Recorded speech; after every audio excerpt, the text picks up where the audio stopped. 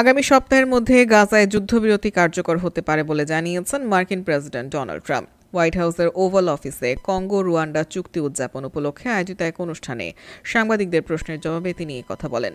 খবর রয়টার্সের। Donald Trump বলেন, আশা করছি আগামী সপ্তাহের মধ্যে যুদ্ধবিরতি কার্যকর হবে। আমরা গাজায় অনেক অর্থ ও খাবার পাঠাচ্ছি, কারণ মানুষ মারা যাচ্ছে। যুদ্ধে সরাসরি জড়িত না থাকলেও মানবিক কারণে জড়িয়ে পড়েছি আমরা। তিনি আরও বলেন, অনেক মানুষ খাবার পাচ্ছে না। সহায়তা পাঠালেও কিছু দুর্বৃত্ত তা চুরি করে বিক্রি করছে। তবে এখন একটা ভালো ব্যবস্থাপনা হয়েছে। দুঃখজনকভাবে অন্য দেশগুলো সাহায্য করছে না, শুধু আমরাই করছি, কারণ মানবিক দৃষ্টিকোণ থেকে এটা আমাদের দায়িত্ব। গাজা, ইরান এবং নেতানিয়াহুর সম্ভাব্য হোয়াইট হাউস সফর নিয়ে আলোচনা করতে ইসরায়েলের কৌশল বিষয়ক মন্ত্রী রন ডারমার সোমবার থেকে ওয়াশিংটন সফর শুরু করবেন বলে একটি সূত্র জানিয়েছে।